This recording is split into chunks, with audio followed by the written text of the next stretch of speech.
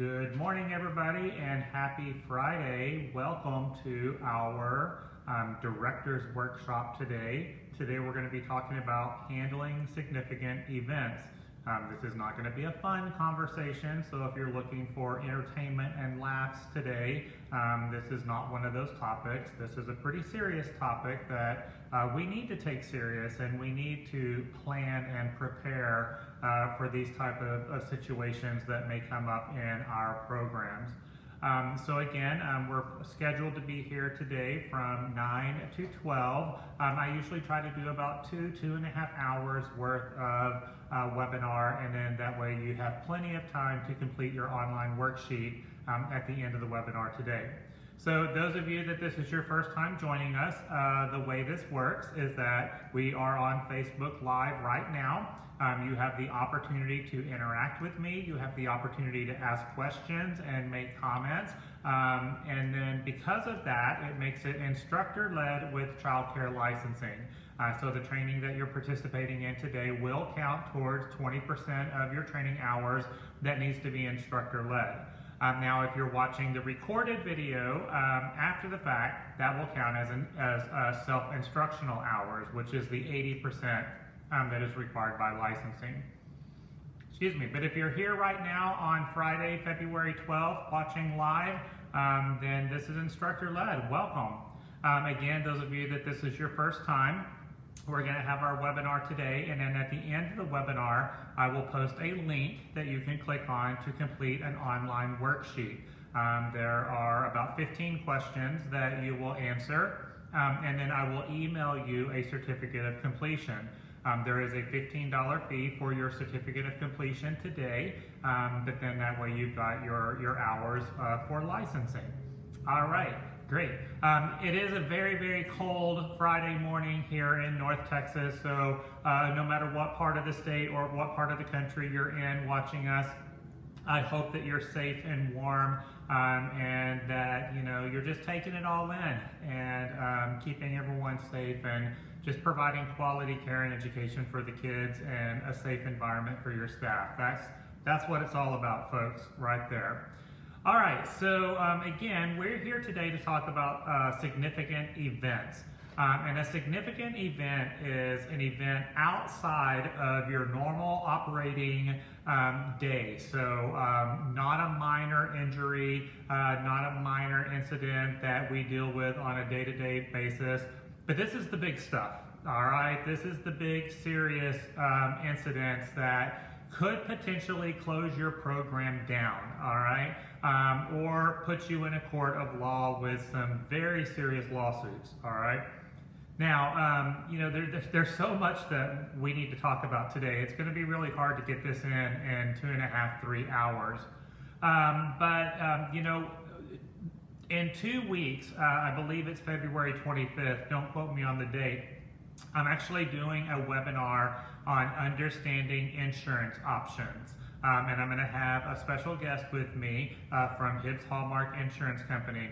And we're going to talk about the different insurance options that you can have for your program. We're also going to talk about some of the new licensing requirements for liability and student accident insurance in that webinar. But then also we're going to go way above and beyond on what else you need to protect your program. And I wanted to mention that here at the beginning of our workshop on handling significant events. Y'all have heard me say this so many times, and I'm probably going to say it multiple times today. Bad things happen to good people, all right? You can have policies and processes in place. You can thoroughly train your staff. You can hold people accountable. Things are still going to happen, all right? That's the world we live in right there. So knowing that you are properly covered, knowing that you have plans in place is so incredibly important. And the reason why I put such a strong focus on having proper insurance coverage is that you cannot be an effective leader when you're walking on eggshells. If you're constantly paranoid or anxious that something's going to happen in your program and you could be shut down, you can't lead, all right? You can't be an effective leader when you're in a fear-based environment. All right? So knowing that we're prepared, knowing that you have a plan, knowing that you have insurance so that when incidents do come up, you can be an effective leader at that point. All right? So make sure that you join Laura and I in a couple of weeks whenever we talk about the proper insurance coverage and making sure that your school is prepared for significant events. That's going to be an important webinar. I know that some of you that are watching today may not be the decision makers in your business, but you are an influencer, and that's important, all right? And again, if you're in a leadership role, knowing that you have that coverage is very important. Now, the ultimate goal is to not ever have to use it, all right? The ultimate goal is that you're flushing money down the toilet every single month on your insurance premiums and you never have a claim, all right? That's something worth celebrating right now. It's like the one time it's okay to flush money down the toilet. It's on insurance premiums because the goal is not to have to use it. So today, we're going to talk a lot about different significant events and ways to, number one, handle them when they come up, but we're also going to talk about how to avoid them when possible. But there's very, very particular ways that we want to handle a lot of the events that come up in our program. I also like to remind everyone that it's almost impossible to talk about everything. We've definitely learned this over the last year with the pandemic. No policy, no process can cover everything. No handbook can cover every single situation that comes up, all right? You're going to have things that come up that there's no rule book on, all right? And again, we've definitely learned that over this past year. But, the big stuff that we know happens, we can plan for, all right? So, kind of want to throw that out there at the beginning. Now, I do have to give a legal disclaimer with this particular workshop today. I am not here to give legal advice to anyone. I am not an attorney, all right? I can refer you to an attorney if you need to speak to legal counsel. Of course, I have Ronald McGuckin, which we love and admire, that represents licensed child care centers all across the United States. On a national level, I also have people locally here in the state of Texas if you're needing legal counsel specifically for the state of Texas. I can always give you some referrals to folks that can give you actual legal advice. What I'm here today is to coach you and guide you, all right? To share with you best practices, to share with you a lot of the techniques and processes that I have used over the last 30 years to help maintain a safe environment for our children and our employees, and how to handle these situations whenever they come up, all right? Now, there's my disclaimer right there, all right? I'm not an attorney. I've never played one on TV, all right? But I am here to coach and guide you, all right, with some good best practices. All right, whenever I talk about significant events, a big comment that I get from a lot of people is, I don't know if I can handle this. If I had a situation come up, I just don't know if I'd be able to handle it. Well, first off, I want to put your mind at ease that you will be surprised at what you can handle in the moment, all right? When your adrenaline starts flowing and you've got a safety risk and you have an incident on hand, it is absolutely amazing what you can handle, all right? You've got this, and we've all heard the stories about the mother who picked up the car off the baby in the heat of the moment and saved the baby's life. That's what we're talking about. And unfortunately, I have been in some of those situations where we've had a tornado at the school, or we've had a fire break out, or there was a severely injured child or a child missing. And again, it's crazy the adrenaline and how well you can handle these situations, all right? But of course, practice makes perfect, and the more plans and processes you put in place, the better off you're going to be. All right, I'm just reading a couple of the comments that are coming in right there. Yes, Patricia, it is my COVID look, okay? So boredom makes you do some crazy things when you just gotta try something new. So there you go. All right, so I wanted to go over first off just the 3 basic criteria for handling a significant event, all right? And y'all might want to write this down because this is going to show up on your worksheet that you're going to complete at the end of the workshop today. What are the 3 basic criteria for handling a significant event, all right? And I'm going to share with you a lot of tools that I have used over the years. For example, a significant event journal that we use when things do come up. Emergency binders that we have in all of our classrooms. And of course, I think one of the most important documents in your business, your compliance binder. All right. That is basically going to be attached to your hip while you're operating your program. All of these different tools that I'll share with you, I think it's a good idea to put these 3 basic criteria, at the beginning of these tools, these booklets or binders or folders, maybe contact paper it or print it on a sticker and put it right on the inside cover. So that, when you're dealing with these situations and you're handling these situations, these 3 basic criteria are always right here in front of your face, all right? Number 1, all right, the welfare and the safety of the children and your staff are always your primary concern, all right? So the welfare and safety of the children and your employees is always your number 1 concern. And, I would tag team on this.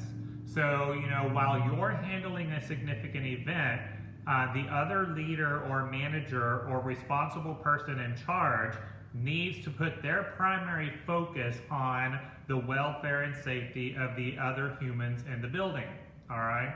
And I say that because sometimes when you do have a significant event, when you have a severely injured child or a natural disaster, all right, all of the focus and the attention tends to go to the significant event. And we forget about the day-to-day operation, all right?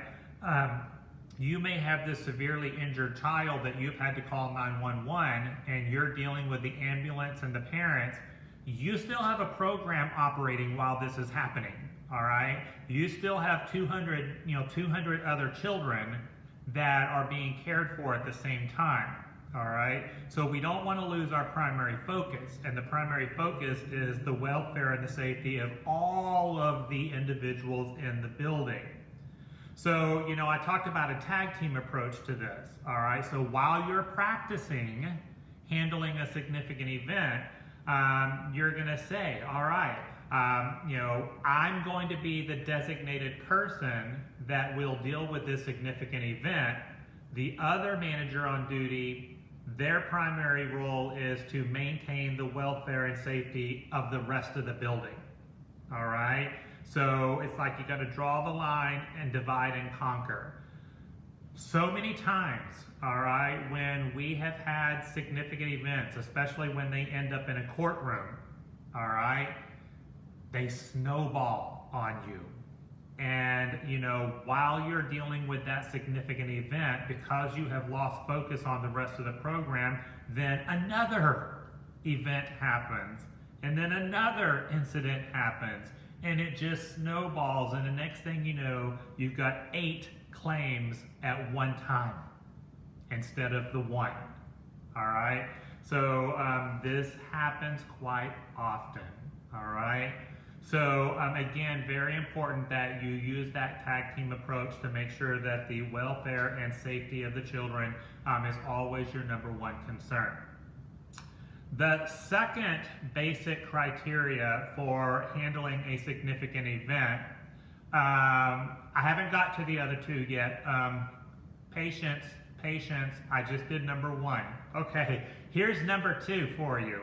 The second basic criteria for handling a significant event is that events are handled with professionalism and compassion for those involved, all right?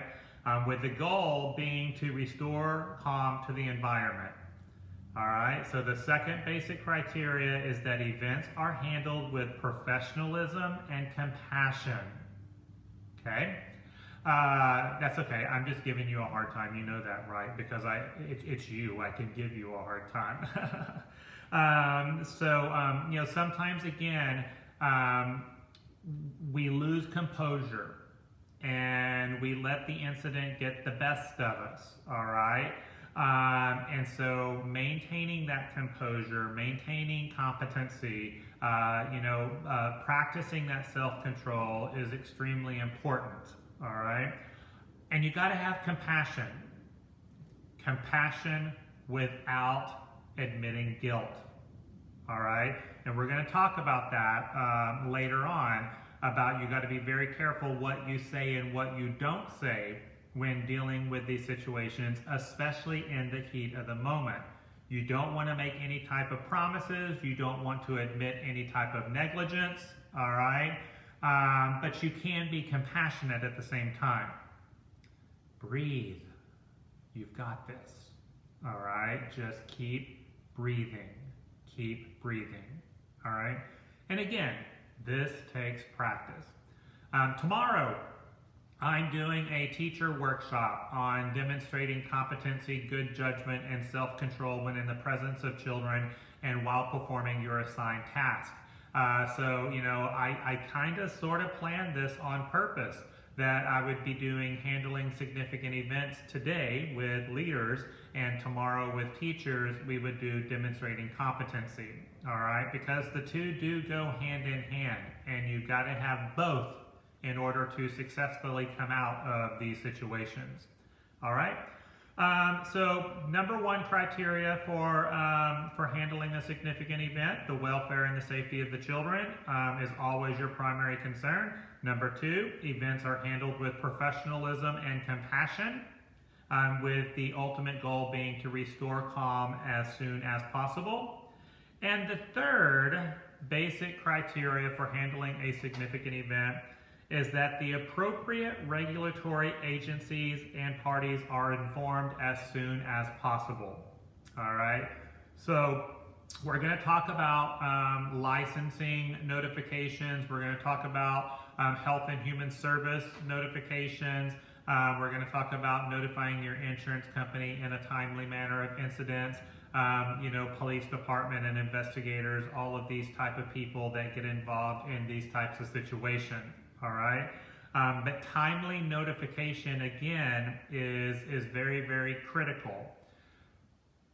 You don't want to notify too quick because you don't want to jump the gun, but you also don't want to delay, because the longer you wait, the more it looks like you're trying to hide or cover up something. All right, so you got to find that balance right there. As soon as the health and safety of all parties have been restored, all right, you've got all your facts together, then you start your notification process, all right? And again, we're going to talk about that in detail right there. Let's talk now about working with investigative and law enforcement agencies, all right? When you have a significant event, you're most likely going to call 911. Your first responders are going to show up to the scene. Y'all have heard me talk a lot about working on your emergency preparedness plan. And you always want to make sure that you've got a current copy of your emergency preparedness plan, of course, posted throughout your facility. Posted in the classrooms, in the front office, on your parent communication board. Of course, your emergency preparedness plan needs to be shared with your families in your parent policies. But you're not gonna tell them everything. All right. We'll talk about that. But I always recommend that when you are writing your emergency preparedness plans, Contact your local first responders. Ask them to come out, ask them to walk the building with you, and ask them for feedback on writing your emergency preparedness plan. They're more than happy to do this. I've never had one tell me no, all right? You know, normally when it's a fire prevention week and you call and ask the firefighters to bring the fire truck to your school and you take pictures of the kids on the fire truck and everything, you know, I usually say, hey, and do you mind spending about 15 minutes after we do pictures with the kids and you do your presentation, do you mind hanging around for about 15 minutes and walking my building and then going over my emergency preparedness plan and giving me feedback? They're really, really good at doing that, okay? Very, very nice. The reason why I'm stressing this is that when you have a significant event, your first responders are going to be the first ones there. In my opinion, it makes sense for them to know your emergency preparedness plan, all right? If they're going to be the first ones to respond to a significant event, they need to know your plan, okay? Whether it's a fire, whether it's a natural disaster, you know, severe weather, you know, an active shooter or intruder, whatever the situation may be, you know, if you're hiding your kids and your employees somewhere in your building, it makes sense to me that your first responders know where that's at, okay? And they really appreciate being involved in the emergency preparedness process, okay? So, so that's, you know, tip number one is to get them involved, all right? Because they are going to be the first ones to show up. Now, when investigators and law enforcement agencies show up at the scene, all right, only answer the questions that are being asked. By the way, this is a worksheet question, so you might want to write this down. All right, what questions should you answer when being interviewed by an investigator or law enforcement person? All right, you're only going to answer the questions that are being asked. Don't divulge more information than what's being asked. All right, answer those questions. I'm sorry, there's someone at my window trying to get my attention. And so only answer those questions that are being asked right there. Sometimes when law enforcement people show up or investigators show up, we tend to start vomiting at the mouth. And we just start blurting out all kinds of information, all right? You can get yourself in a really, you know, big pile of mess whenever you do that. You can incriminate yourself, all right, with a lot of the things that come out of your mouth. Let them do the investigating, all right? So when licensing comes out to investigate an incident, when licensing comes out to investigate your significant event, let them do the investigation, all right, not you. So only answer those questions right there. And then you're only going to answer with facts and facts only, all right? No opinions, no third-party information, and you definitely don't want to say things like, well, I think, or someone told me that, you know, or what I saw on Facebook was, you know, these type of comments, all right? So let them ask the questions. You answer with facts and facts only, all right? So there you go. Allow the investigator to ask the questions and conduct the investigations. Do not volunteer information, all right?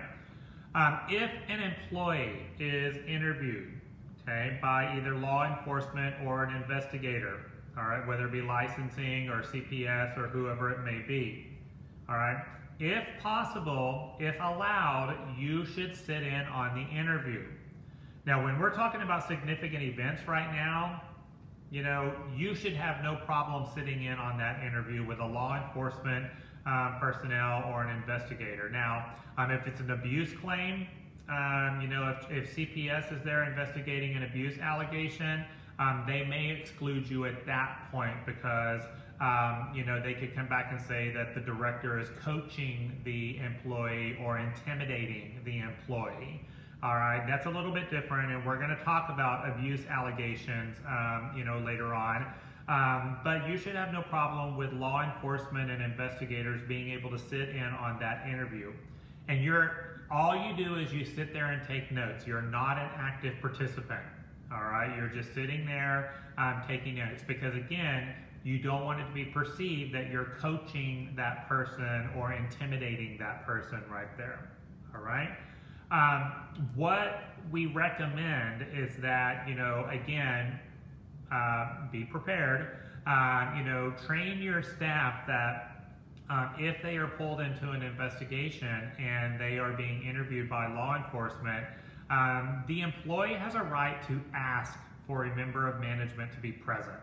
All right, and that's pretty important right there, that the employee asks for a member of management to be present during the interview. And at that point, they comply. All right, so that keeps it really clean and easy right there.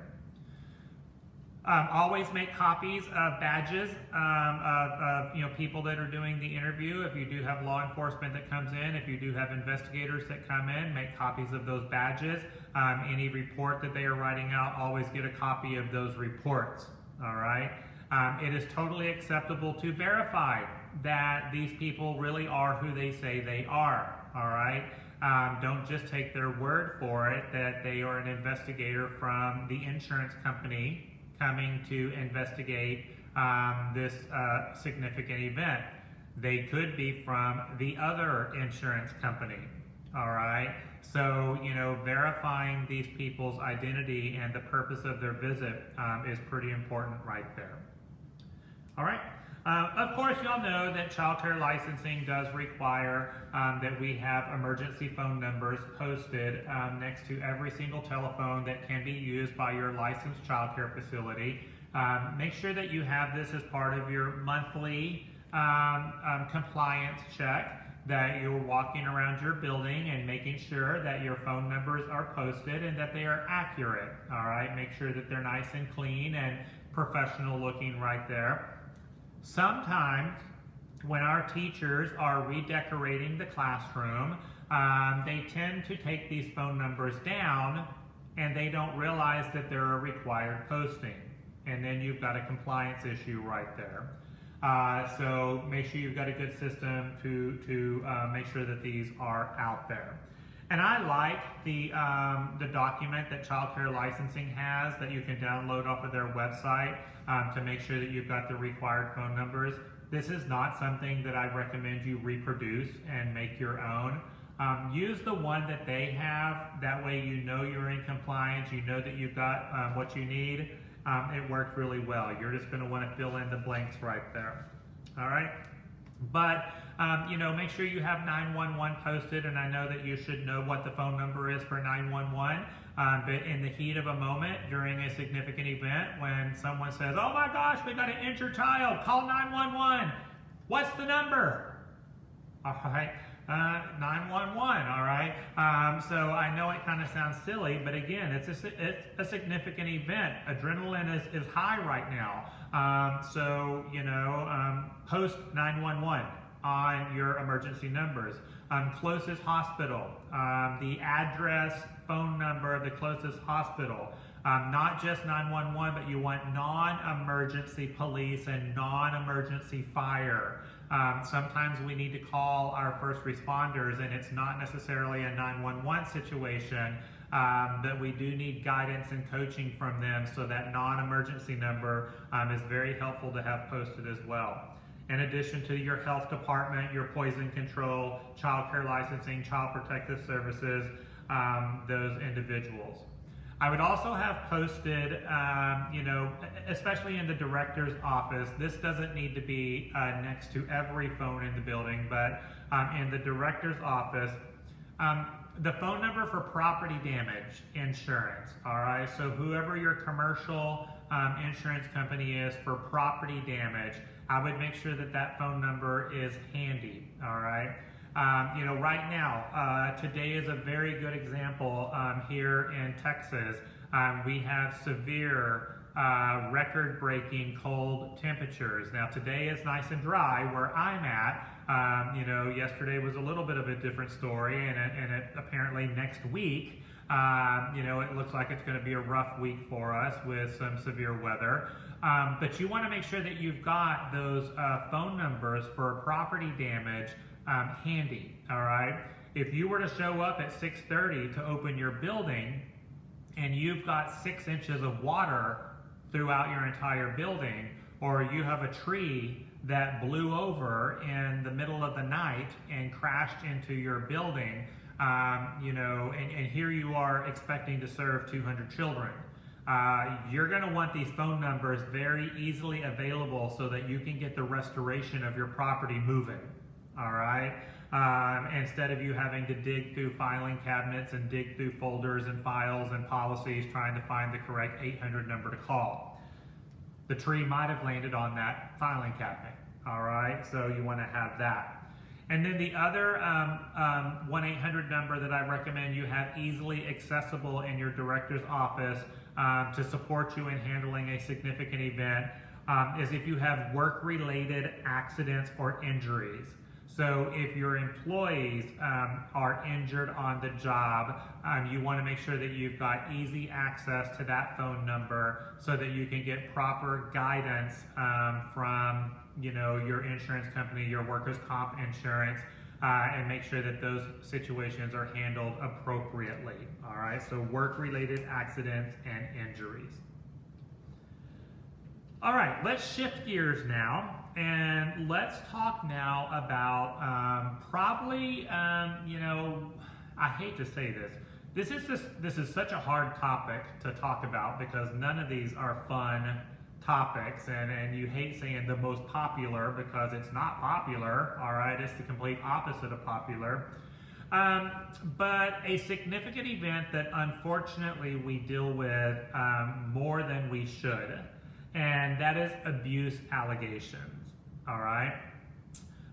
Anytime a parent of a child comes into your program and they say something like, my child came home last night and said that his teacher hit him, all right?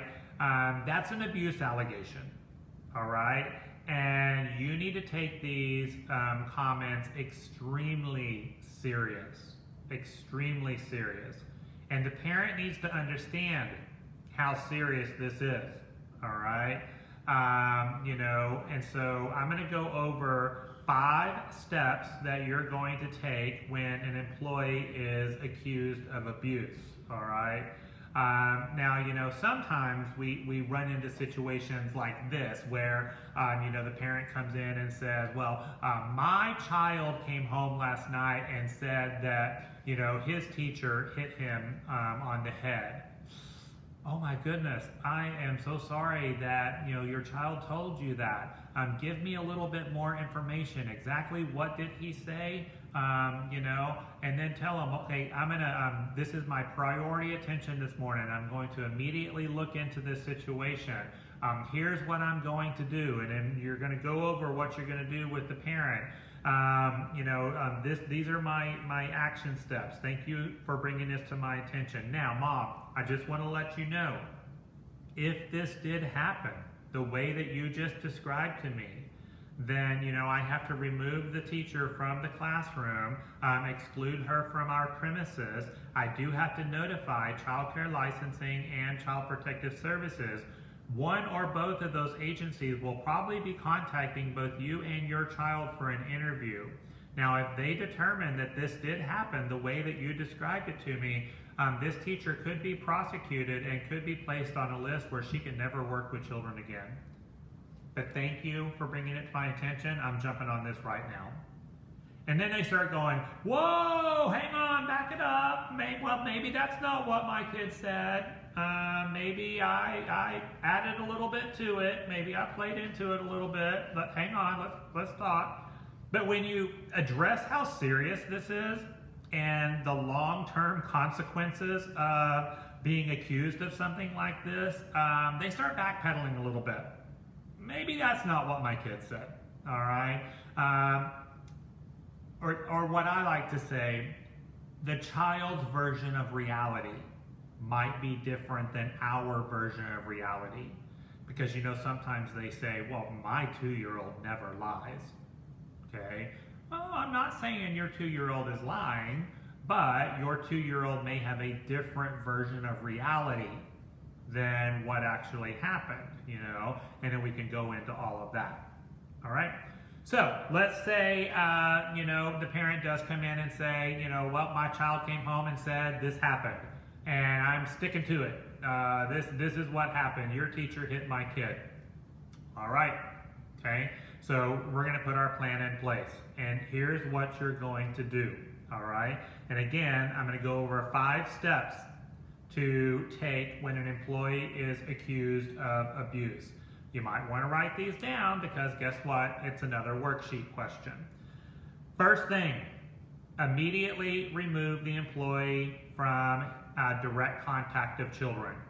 All right, so whoever the accused employee is needs to be immediately removed from the classroom.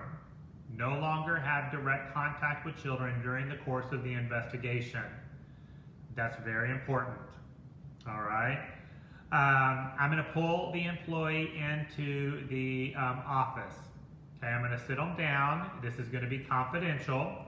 And I'm going to say, it was brought to my attention that there was an incident yesterday with a child where a adult, struck them on the back of the head. I need you to write down anything you know about this incident.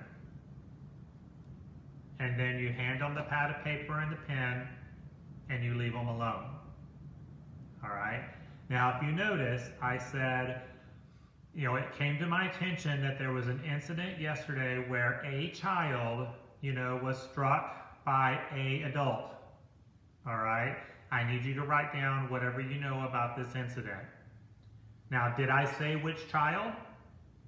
No. Did I say who the adult was? No. All right? We don't want to start pointing fingers or calling out names just yet. All right? It's been brought to my attention there was a child that had an incident with a adult. I need you to write down whatever you know. Okay? So have the staff member write out a statement concerning their involvement or what they know about the incident. All right? So step number 1 is to immediately remove the employee from direct contact of children. Step number 2 is to have the employee write out a statement concerning the incident. All right? Step 3 is then you're going to interview the employee. All right? So you're going to take their pad of paper, you're going to read what they wrote. All right, so now, Jennifer, tell me what you know about this incident yesterday. And then Jennifer's like, oh, well, I was in a classroom, and Johnny was over in the home center, and then blah, blah. And she, her voice is trembling and everything. And while Jennifer's giving her statement, you're comparing what she's saying to what was written down, and you're fact checking. All right. There you go. So, and you might run into this where you're like, okay, hang on just a second, Jennifer. You said that you were standing in the block center when Johnny did whatever, but you wrote down that you were standing in the home center. So which one was it? Was it home center or was it block center? Oh, I'm so sorry. I can't believe this is happening. My mind, I was in the block center. Okay. Well, I need you to correct what you wrote down and initial it. Always have them write the statement first, interview second. Okay? Write out the statement first, interview second.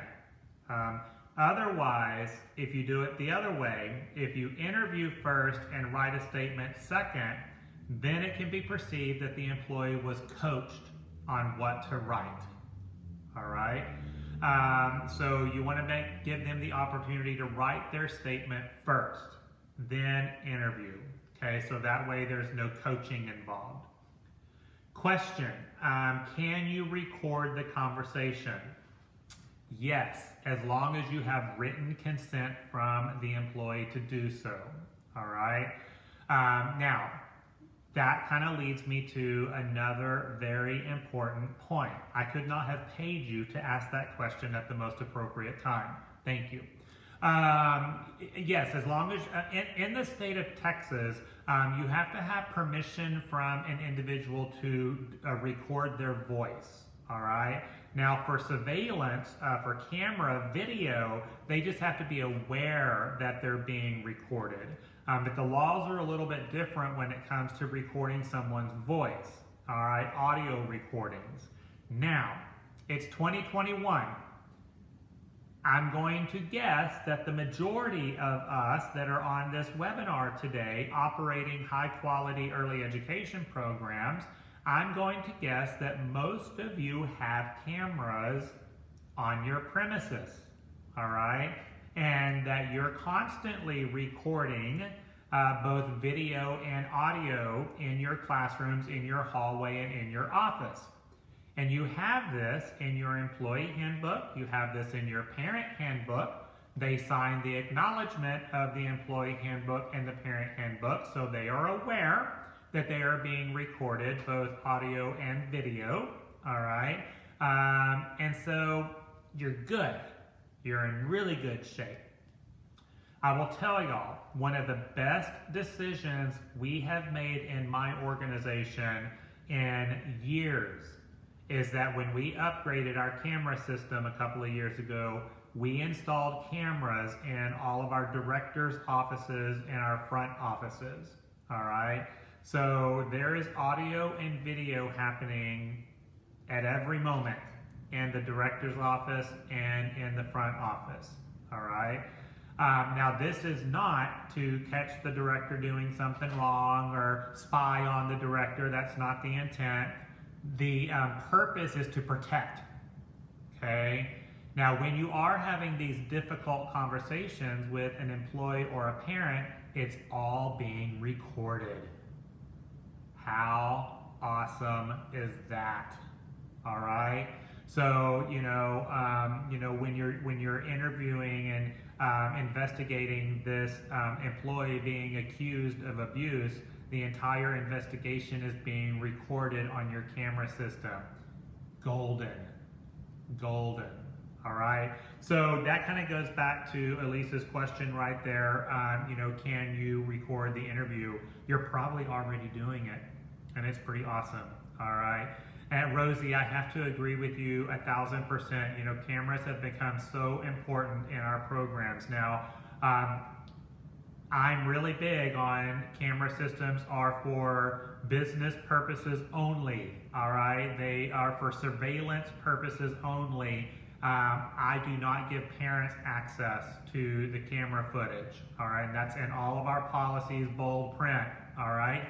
And we can do a whole nother webinar on that right there, but we got trust issues that are going on. All right, let's get back to our employee being accused of abuse. Number one, immediately remove them from direct contact of children. Number two, have them write out a statement. Number three, interview. Interview the employee on what happened. Step number four is to review and reflect. Review and reflect the written statement to ensure that it accurately reflects what they verbally stated. So you want to compare the interview with the written statement. Make sure that they are compatible, that they match each other, and that they match. And like I said, if there are any corrections that need to be made, then you're going to have them document those corrections. At this point in time, review your camera footage. All right, so if you do have that in your classroom, go back to the time of the day that this incident allegedly occurred, review your camera footage. Now again, going back to what Rosie said a minute ago, cameras have been golden for us. You can pretty much determine what is the situation right here just by reviewing that camera footage. If you don't have cameras or you don't get the evidence you need, then you're going to, take it to the next step. Let's say, for example, there are 2 adults in the classroom. Okay, so let's say, for example, Jennifer and Rosie are the 2 teachers that are in the classroom. The parent is saying Jennifer is the one that struck my child. Okay, she didn't say anything about Rosie. All right, probably because they party on Saturday nights. But anyways, so there you go.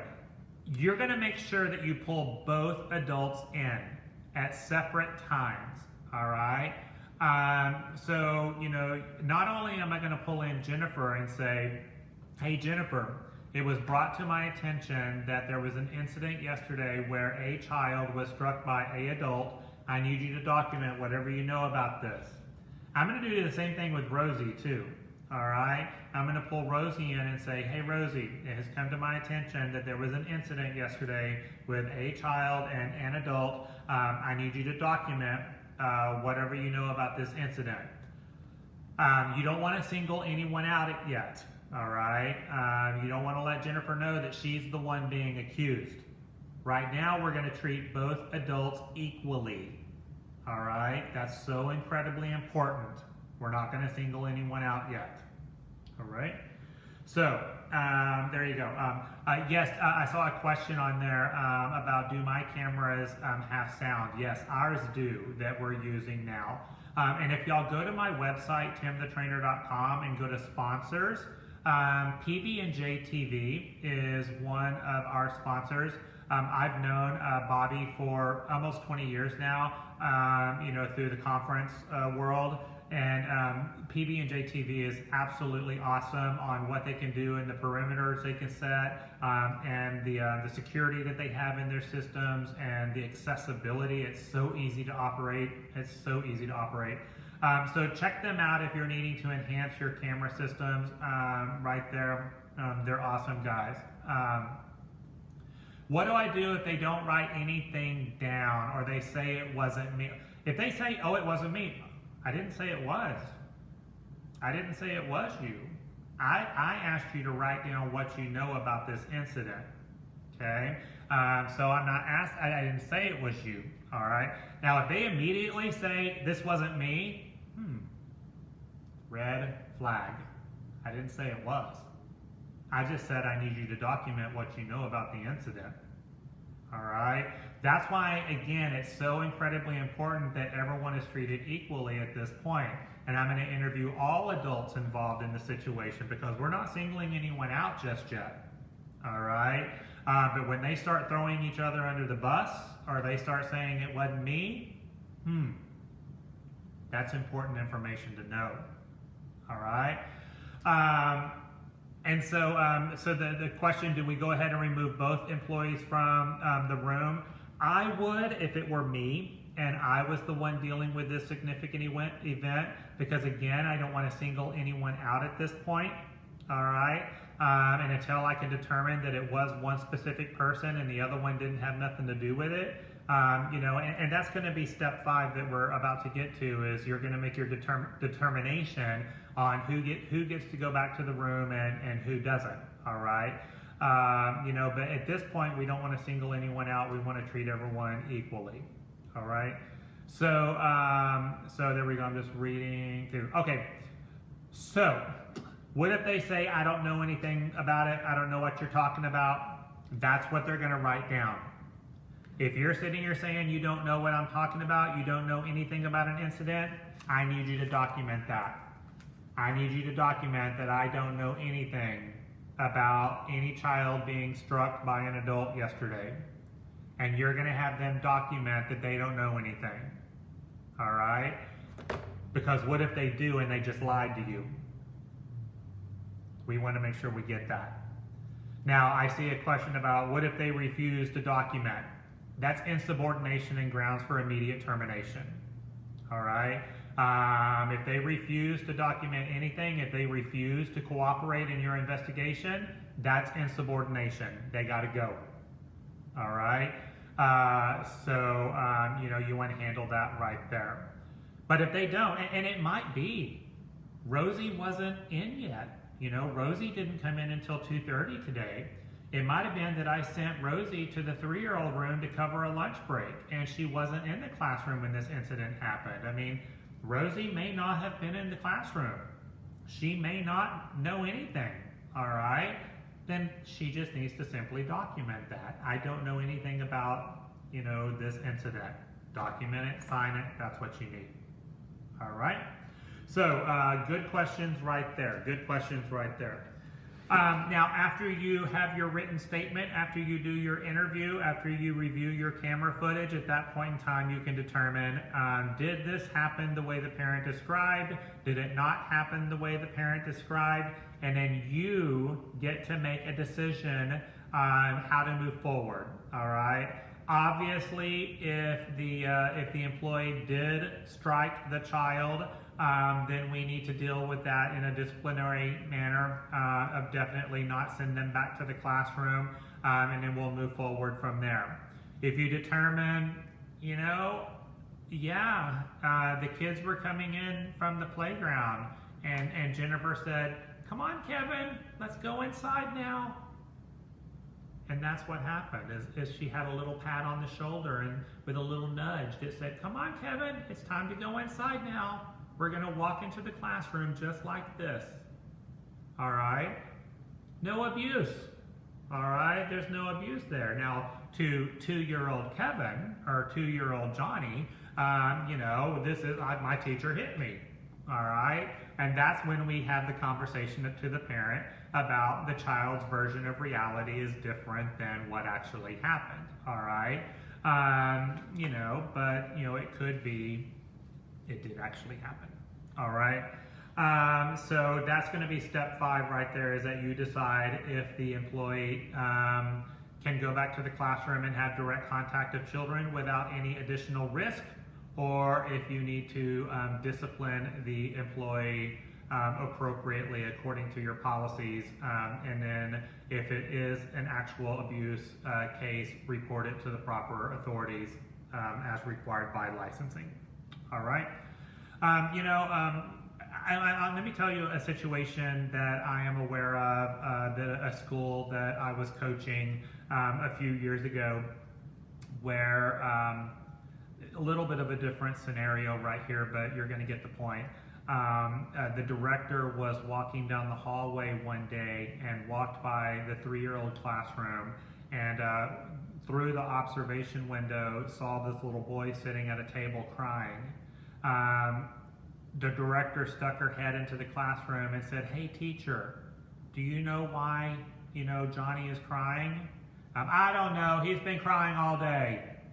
"Oh, okay." Well, instead of just going on about her business, the director took it one step further and walked into the classroom and got down at the child's eye level, and say, "Oh, you've got tears coming down your face and you're holding your head. Something happened. What happened?" And the kid is like, "The teacher hit me." So, the director immediately turns to the teacher and is like, "He just said you hit him." "I did not hit him. I would not do something like that." So the director's like, okay, takes the child, comforts him, nurtures him, gets him cleaned up, gets him taken care of, and then immediately goes to the office and pulls up the cameras. And sure enough, I actually saw this video footage with my own eyes. The kid is sitting there at the table. Now, there was no sound in this video. It was just video. It appeared that the child was sitting at the table minding his own business, playing with some manipulatives, and the teacher was putting plates down for lunchtime, and walked right behind this kid and just bam, hit him in the back of the head with a plate. And you're like, whenever you watched it. So the director's like, "Oh my gosh," she calls me and to get some guidance and coaching and everything. Pulls the teacher into the office and says, "Hey, I just wanted to ask you again. I walked by your classroom and the child was crying. I stepped in and he said that you hit him. You know, I did not hit him. I don't know why he would say that. You know, I would never do such a thing. You know, so then the director whipped the computer screen around, pressed play, you know, showed the video, and this is the teacher's response. Oops, busted. You know, so of course blood pressure flowing. Immediately terminated the employee right there on the spot. You know, grounds for immediate termination. Obviously, the school had to report this to the parent, had to report it to licensing. It was a big situation. This was a program that was part of Texas Rising Star, a 4-star program. So if licensing were to cite them for, you know, for prohibited punishment, they would lose their Rising Star status, which would be funding loss. I mean, this was big. Not just that the child got hurt, which is bad enough as it is, but there were some financial repercussions to this teacher's actions. Long story short, when licensing came out to do the investigation, they were so impressed by the director and how well she handled the situation that she could have just kept walking past that classroom. You know, and when she asked, why is that child crying, and that teacher gave the answer, that director could have just kept on going, but she didn't. She took it the next step and she stepped in. And then she immediately looked into the situation and immediately handled the situation. And because licensing was so impressed with how well it was handled, all right, the only thing the school got cited for was the employee not using self-control, all right? They were very blessed. They were very, very blessed. Now, of course, again, there was still parent notification. They still had to deal with that part of it. That was not pretty, you know, but again, even the parent was very appreciative of how well the director handled it. So this kind of goes back to what I said at the very beginning of today's webinar, that, you know, bad things happen to good people. And especially when you're, you know, supervising 30, 35 employees, you know, you can train them all day long. You can put policies and processes in place all day long. It only takes one person to use poor judgment and not maintain self-control that could cost you everything, you know, and it's very, very scary, but that's why we're going over this, all right? If a parent doesn't accept that the teacher's reality is different than the child's, are you still obligated to report it to the parents or so? Well, here's the deal. Obviously, you know, with an abuse allegation, we're going to report it to licensing. We're going to report our findings to the parent. And, you know, now as far as our course of action, how we discipline that employee or how we handle the situation, none of the parent's business. And you're not obligated to share any of that. All right. Hey, Mom, thank you for bringing this to my attention. We're going to handle it accordingly. Well, what are you going to do? We're going to handle this accordingly. Thank you for bringing it to my attention. All right. They can either trust that you're going to handle this accordingly, or they can go somewhere else. All right. But as far as you're not obligated to share the outcome of your investigation or how you handle the situation, you've got privacy laws. All right. And you've got to uphold the privacy laws and how you discipline your employees or what course of action that you take, all right? So you can't disclose a large portion of the outcome of your investigation, all right? Either the parent trusts you that you've handled it accordingly, and if they don't, then they need to go somewhere else, all right? Hopefully, because you've established a good relationship with them, they're going to trust that you handled it in the appropriate manner. And then, of course, licensing will come out and do their thing. All right. So there you go. Number one, and we talked about this in my webinar on Parent Code of Conduct that we did a few weeks ago. You need to make sure that it's in your handbook, your parent handbook, and in your employee handbook, that information is shared on a need-to-know basis only. Okay. Information is shared on a need-to-know basis only. All right. We've got this big entitlement issue these days where people feel like they need to know everything, and you don't, okay? You don't need to know everything. Some things are none of your business, especially if it's a violation of privacy. All right? So you got to respect that right there. Okay? What do I say in so many of my trainings, y'all? Parents don't run your business. You do. All right? So always keep that in mind right there. All right, so there you go with abuse allegations. Again, the ultimate goal is to not have to deal with these. Do they come up? Unfortunately, yes. All right, but have a good process in place. Have this in your policy manual so that no employee feels like they're being treated indifferent or they're being singled out. We're going to handle all abuse allegations consistently, no matter who the employee is or who the child is. All right. Let's go now to student accidents and injuries.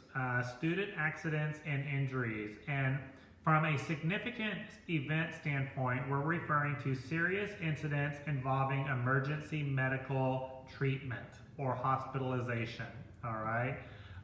And there's 4 examples of student accident and injuries that I want to talk about today. Guess what?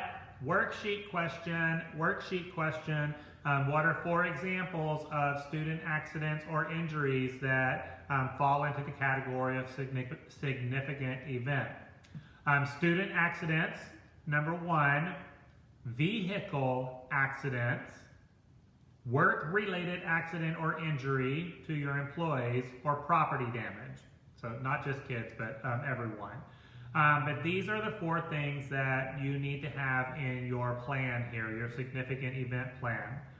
Now, with a student accident, that requires emergency medical treatment, obviously you're going to follow your first aid practices. Obviously, you're going to call 911 if needed. You're going to avoid moving the child if at all possible. And remember that the health and safety of all children and your employees are always your number 1 concern right there.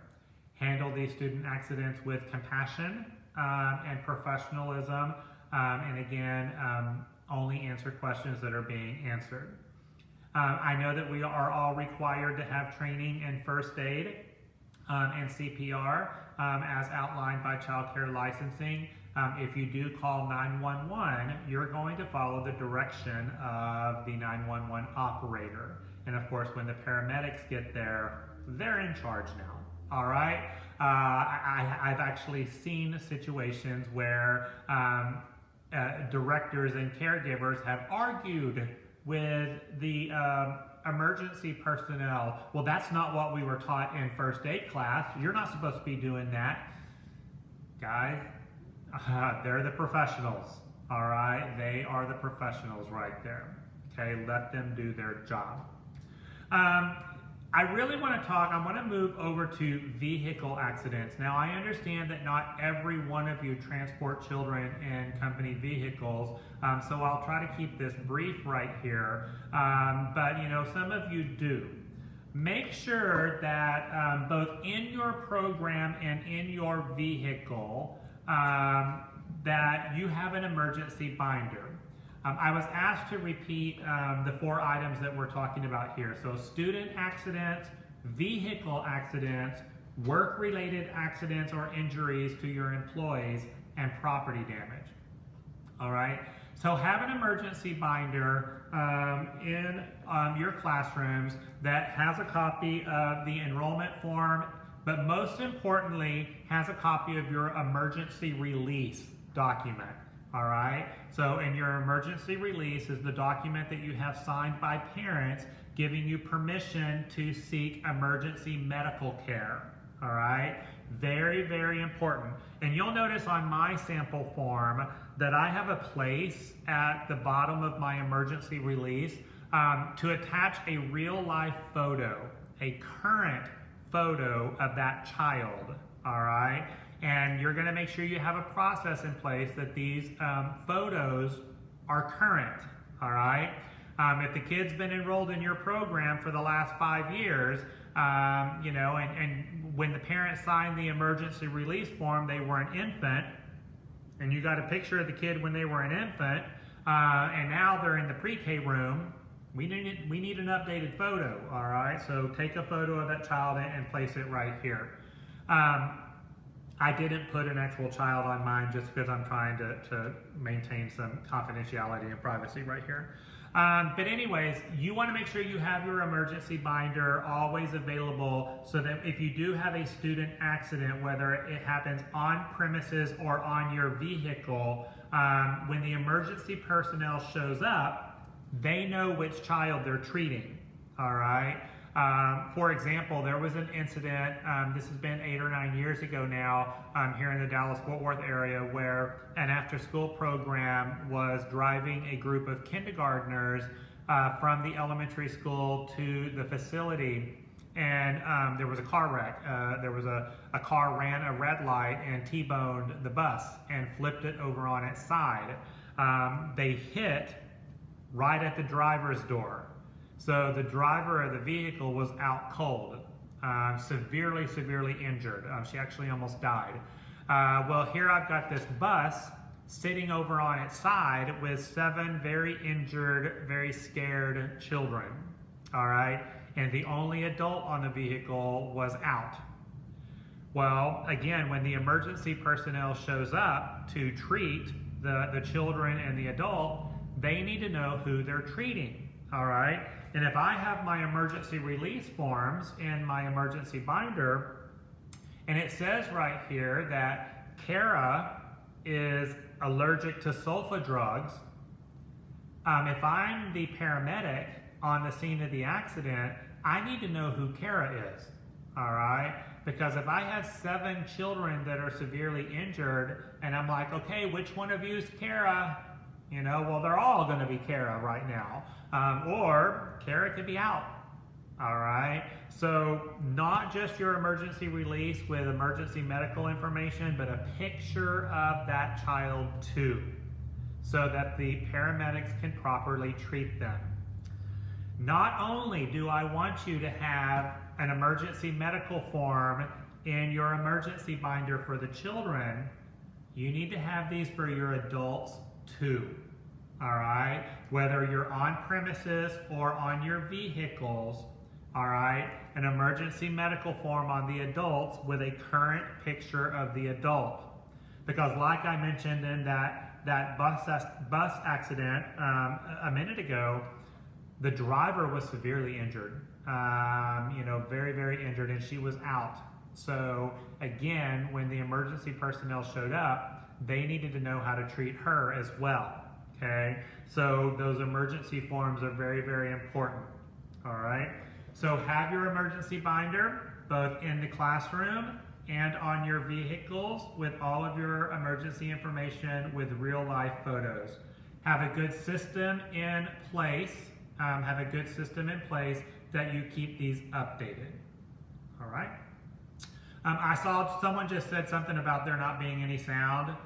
There's not really much I can do about that. You know, my suggestion to you is to make sure that all other applications on your device are closed. So whether you're on a laptop or a smart device right now, close all of the other windows and all of the other applications. If you've got a lot of stuff running in the background, it interferes with the video feed. I usually try to remember to give that advice at the beginning of the webinar, but I don't think I did it today, all right? Otherwise, you're just gonna have to wait for the internet gods to catch up, all right? So there you go with your emergency binder. Now, this booklet right here needs to be protected.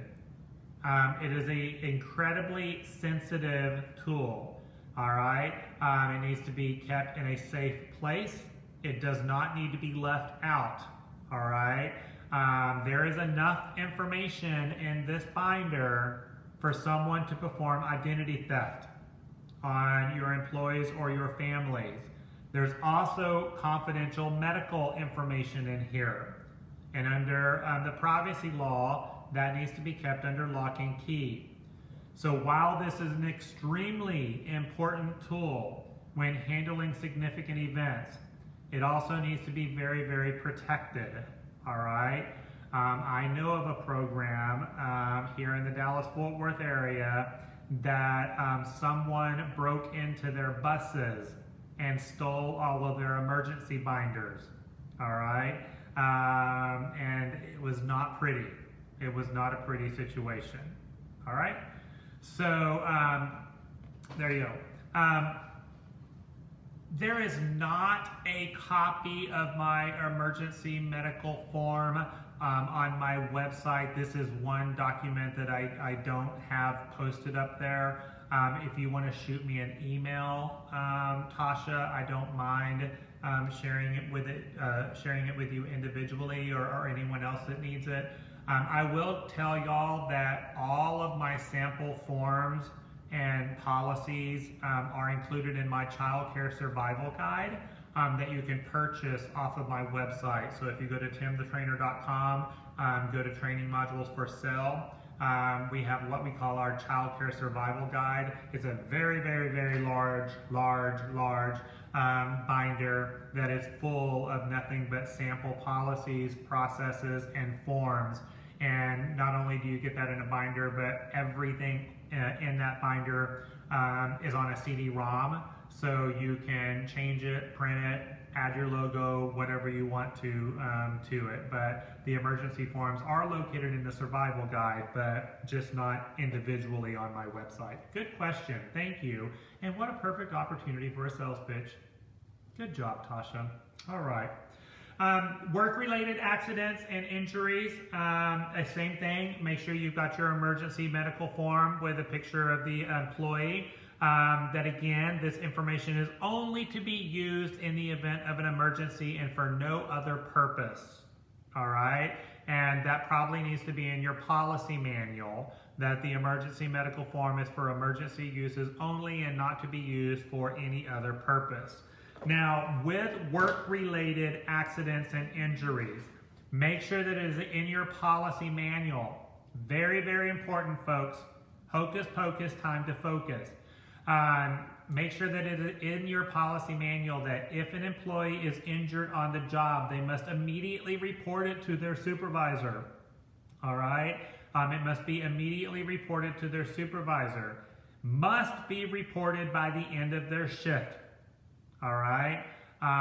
If an employee is injured on the job and they don't report it to their supervisor, that needs to be handled in a disciplinary manner.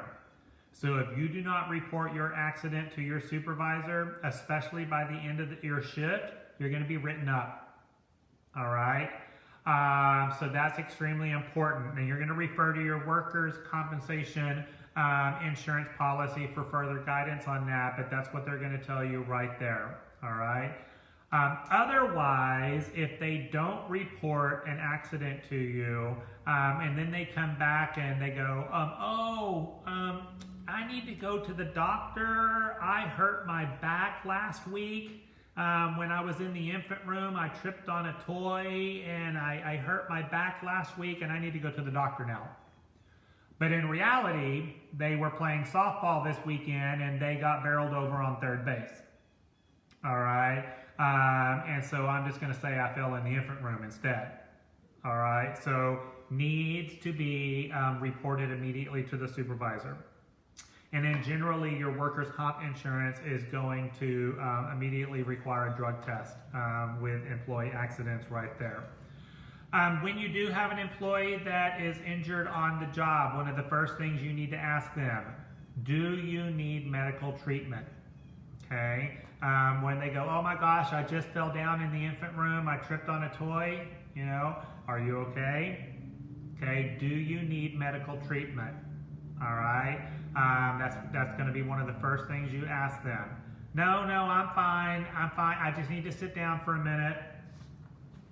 Here we go. We're pulling out our pad of paper and our pen. All right.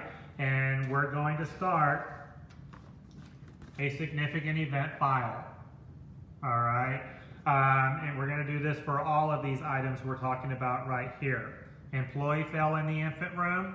So we're going to put today's date, the employee's name. They just reported to you that they fell in the infant room. All right. So what happened? Now, when you say, hey, do you need medical treatment? And they say, oh no, I'm fine. I just need to sit down and breathe. Okay. We're going to document that, and then they're going to sign off on it. You want to make sure you get a signature that you offered for them to seek medical treatment and they denied. All right? And that's going to go in your significant event file. All right? And it might be that they go, yeah, I think I need to go. I need to go. Then you'll handle accordingly. All right? So I've got 2 student accidents, vehicle accidents, work-related accidents and injuries, property damage. I suggest that you create a significant event file for each incident. And you can see here I got a little cover sheet, very simple right here. And then any documentation that I have pertaining to that significant event is going to go in this file. So that way, you know, as it progresses and, you know, you start getting licensing investigation, insurance investigation, student accident policy notices, you know, all of this type of stuff, I'm putting everything in one file. It's nice and organized. All right. And then that way, you know, down the road, if something comes up, I pull out one file and here is everything I need for that significant event. The other thing I recommend is for you to have a significant event journal. All right. And this is just a very simple log where when you do have significant events, you're journaling the date, the time, the employees that are involved, all right, the area of the building or the premises that this occurred in, and you're keeping this as a log. You're going to start noticing trends right here, all right, trends, and that's what you're going to notice. So kind of 2 different examples of what you can use right here that are very, very helpful, all right.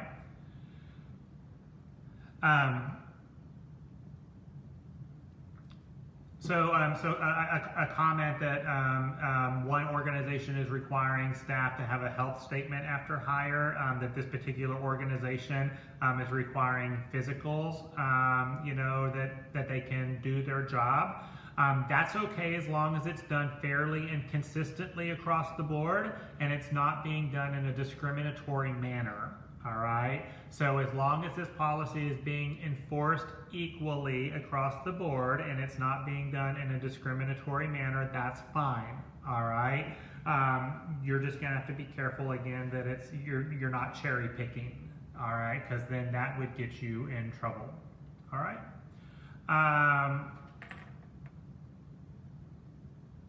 Patricia, if you just want to give my office a call, they'll be happy to help you out with your question right there about the survival guide, okay? All right, same thing with property damage. If you do come in next week and the 6-degree weather has frozen a pipe and you now have icicles all over your building and your home center, then you'll create a significant event file for that property damage. And again, that's why I want you to have your insurance company's phone number easily accessible so that you can get the restoration of your program moving right along. All right, so there you go on that. All right, I want to talk really quickly about the Americans with Disability Act because this is something that is considered a significant event when a violation of the Americans with Disability Act comes up in your program. Now, I have an entire webinar just on the Americans with Disability Act, all right? So I don't want to spend a whole lot of time on this subject. You can kind of go back and watch that video there. Now, when I talk about the Americans with Disability Act and violations of the Americans with Disability Act, keep in mind that as a private business, private child care and after-school programs, whether you're faith-based, nonprofit, for-profit, does not matter. We are all considered private business in the eyes of the Americans with Disability Act. In other words, every single person watching this webinar has to comply. None of you are exempt, okay? So we're talking here about employee or applicant issues where you have treated somebody in a non-discriminatory or in a discriminatory manner, as referring to their disability or pregnancy, inquiries about a child who may have a disability, either diagnosed or undiagnosed, discriminating against that child for their disability. issues involving enrollment or de-enrollment of a child with a disability, and services to a child with a disability. And then if you decide to terminate care or terminate an employee that has a documented disability under the Americans with Disability Act, all right? You're going to handle all of these situations as a significant event. And here's what I have to say about this. We're going to keep this really, really simple. And again, you might want to write this down because it is a worksheet question for you. Anytime you are dealing with a situation where the employee, or right now let's talk about employees, okay? Anytime you're dealing with a situation and the employee is pregnant, disabled, at some point in time has filed for workers' comp while working at your facility, or they fall into a protected class, all right? Those four things: pregnancy, disability, has filed for a workers' comp claim during any part of the relationship with you, or they are in a protected class. When you have to deal with that person, and especially if you have to discipline them or terminate them, always contact your attorney first, okay? And again, I'm not an attorney, but I can refer you to some.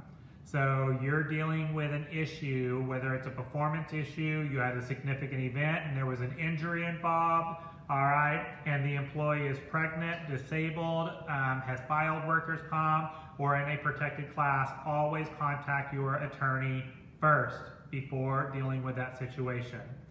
If it's a child that is enrolled in your program, and again, the child is disabled or falls into a protected class, again, I would seek guidance from legal counsel as well, all right? What does a protected class mean? Oh, that's such a good question, Monica. And I actually have an entire webinar on this, understanding protected classes.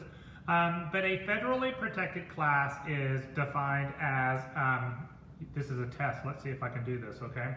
A protected class is defined as race, color of skin, national origin, belief or conviction, religion, disability, pregnancy, veteran status, gender, and sexual orientation. Nailed it. Got it. All right. So those are your protected classes. So anyone that falls into those categories, you've got to make sure that they are not treated in a non-discriminatory manner. All right? It's very, very important for you to be aware of those protected classes. All right? But that's what we want to look at right there. All right? Very good. Let's move on now to our next category that we need to talk about, child-on-child exploratory play, all right? And again, this is something that falls into the category of significant event. This does fall into the category of, something that we deal with often in our world, our early education world. We know that it is perfectly acceptable for children to be curious about each other, and from time to time we have these types of interactions. This can be a very sensitive subject for some parents. It can be a very sensitive subject for some of our employees, especially if the adult themselves is dealing with unresolved trauma. If the adult themselves is dealing with unresolved trauma related to sexual abuse, when you do have a child-on-child exploratory play situation, it can be very sensitive, all right?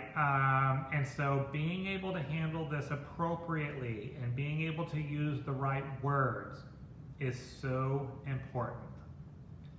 Now, the first thing that I want to remind everybody when you're having to deal with this very, very critical and sensitive situation, most of the time, when you have a child-on-child exploratory play situation, for the child, this is not sexual, all right?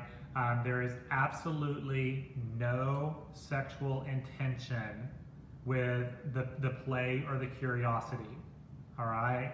For a 2-year-old child, they don't even understand what this is, all right? To them, they're just being curious on why your body looks different than mine, all right? You know, and that's natural for them, all right? That's natural for them.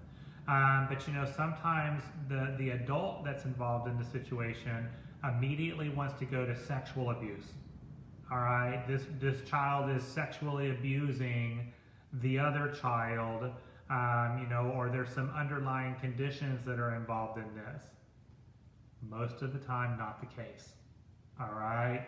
So, you know, being able to use those words that for these 2 children that were playing in the bathroom, or these 2 children that were, you know, playing at nap time and, you know, got a little touchy-feely, there's no sexual intent here, all right? There's no sexual intent right here.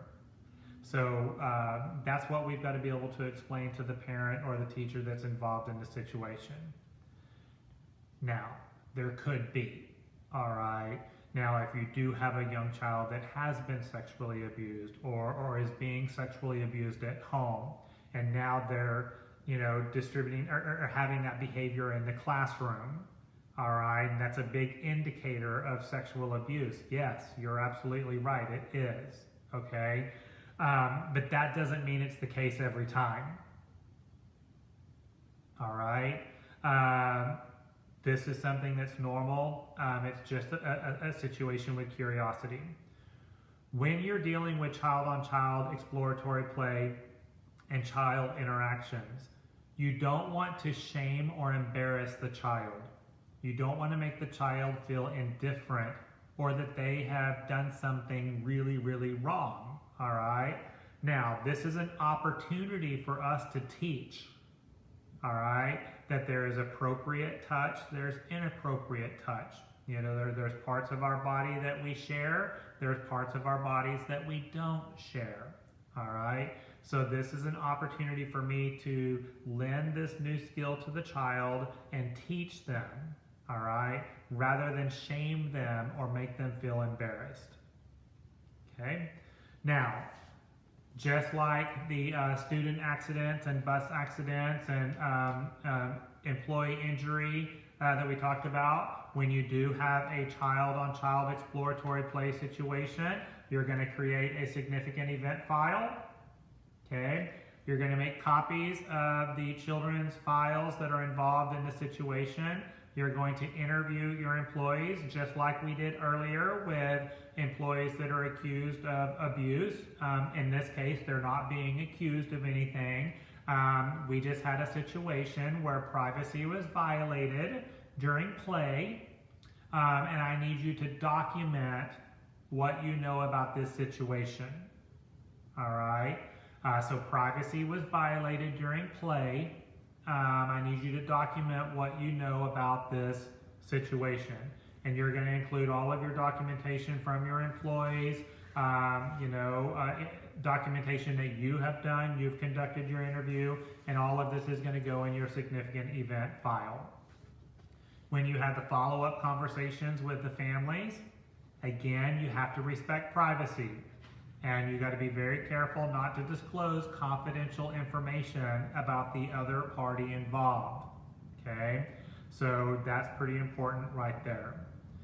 Obviously, if there is injury to the private area, this needs to be reported to the proper authorities, Child Protective Services. You're going to call and report that, and then let them do their investigation. All right, let them do the investigation. All right, so that again, like I said, is a very sensitive topic for a lot of people.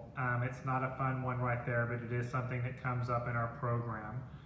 Just like I said, the main thing I want y'all to understand is that the sexual intent is not there in most cases. All right, there you go. Let's go now to child security issues. All right, so when you have a situation where you have a child missing from your program, all right, you need to make sure that you have documented processes on how you handle these types of situations. First off, you're going to have documented processes on what you're going to do to prevent this from happening, all right? So you're going to have some good active attendance tracking systems, all right? So when we talk about active attendance tracking in your program, you want to make sure that all parties are involved in this, okay? And this is all outlined in your policies and processes. So the director is going to be responsible for doing half-hour ratio checks. So every 30 minutes or as often as possible, that director is walking around the building, writing down how many children, how many adults are in each classroom, all right? And, you know, I like to use tick marks. So, you know, if I'm, you know, operating a program, I'll do my half-hour ratio checks, and then I've got sticky notes. And as kids are coming in, I'm adding to them. And as kids are going home, I'm, you know, doing my tick marks. You, as the leader of your program, you need to have clear documentation of how many humans are in your building at any point in time. If you were to have a significant event, all right, if you were to have a significant event and you had to call the emergency personnel, you had to call your first responders, when they show up, they need to know how many humans are in your building, okay? So again, whether it's a severe weather, a tornado, whether it's a fire, whether it's an intruder or active shooter, when you call 911 and they show up and they say, how many people are in the building? You need to be able to say, I have 102, okay? If you go, oh, I think I have about 100, and you really have 102, that's 2 people they're not looking for. Okay, so you've got to have a good system in place where the management of the company or the management of the school knows exactly how many people are in that building at any point in time. Okay, I showed y'all the compliance finder earlier.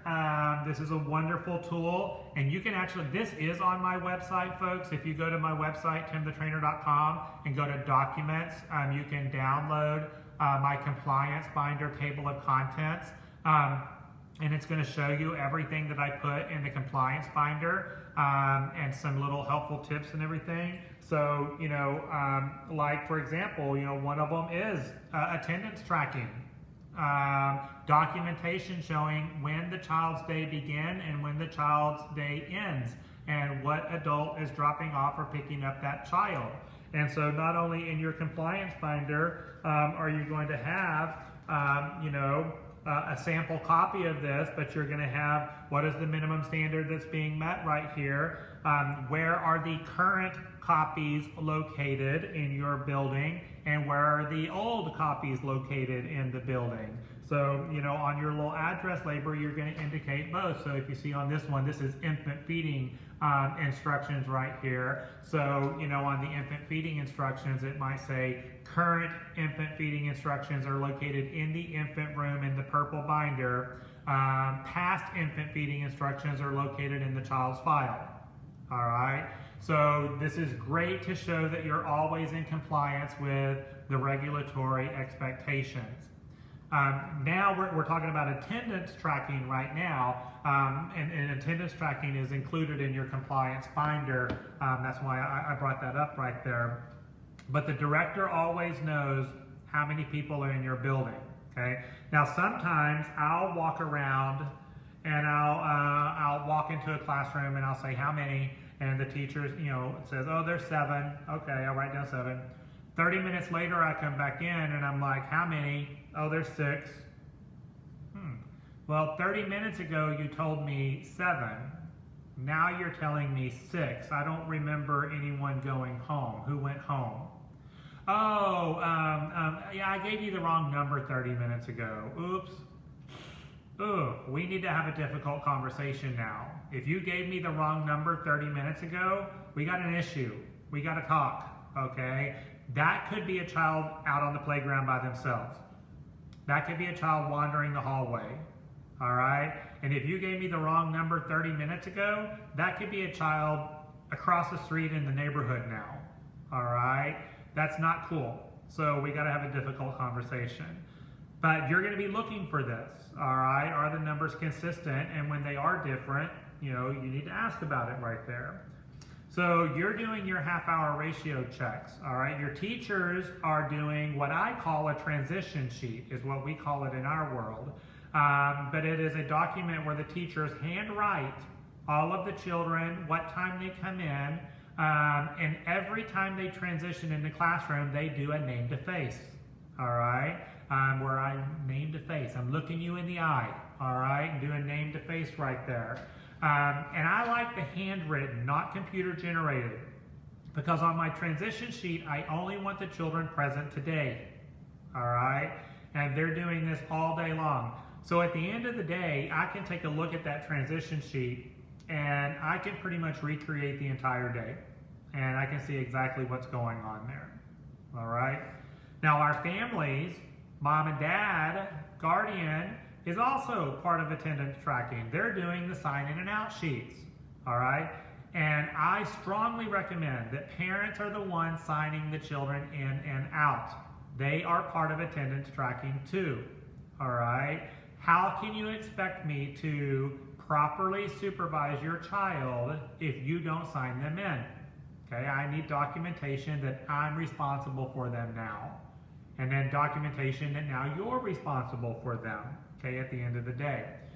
Now I know right now with the pandemic, we've had to be creative and we've had to think outside of the box for health and safety purposes, that, the clipboard with the sign in and out sheet that every single parent is touching may not be the healthiest option right now with cross-contamination and everything. So we've gone to, the QR codes.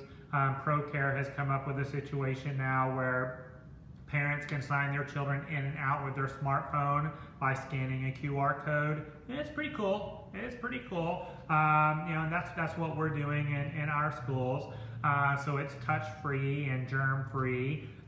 Whatever works best for your program, you just want to have a good system in place where the parent is also involved in that attendance tracking, all right? And then we even get the kids involved, all right? So we do homeschool boards where they move a picture of themselves from home to school, and then at the end of the day from school to home. So we get everybody involved in attendance tracking right there. The more people you get involved, the less likely you are to have an incident, all right? The other thing, when we talk about child security issues, and I'm going to talk about this tomorrow quite a bit, is relationships and connections. When people are connected, they're less likely to create an incident, all right? When people don't feel connected, when they feel like an outsider, is when they want to go missing, all right? So in order to keep our children safe and accounted for, we want to make sure they feel connected and safe, all right? And then you don't have to deal with these types of situations. All right, good attendance tracking all day long, especially, I know a lot of you that are on this webinar right now are running programs that you may have a different group of children on Tuesday, Thursday than you do on Monday, Wednesday. And on Monday, Wednesday, you might have 7, but on Tuesday, Thursday, you might have 8. So, sometimes I don't know what day of the week it is. And so if I was a classroom teacher, is it Monday? Is it Tuesday? Do I have 7? Do I have 8? I don't know. All right. You got to have good documentation, good processes in place. All right. I actually know of a program here in Dallas-Fort Worth that had a major child security issue where people were prosecuted. And it all came down, it was a child that was left on the playground for a very long period of time. And it all came down to one of those Monday, Wednesday, Tuesday, Thursday programs, and the teacher didn't realize that it was Wednesday instead of Tuesday. So she was counting 7 kids instead of 8, and she left a kid out on the playground, and it was bad. It was a bad situation, all right? So have a good process right there. For those of you that are transporting children to and from elementary schools, of course, our policy is that if we are to pick up a child at an elementary school, our bus does not leave that elementary school until that child is accounted for. So if a child does not get on the bus, you need to have a good process in place, all right?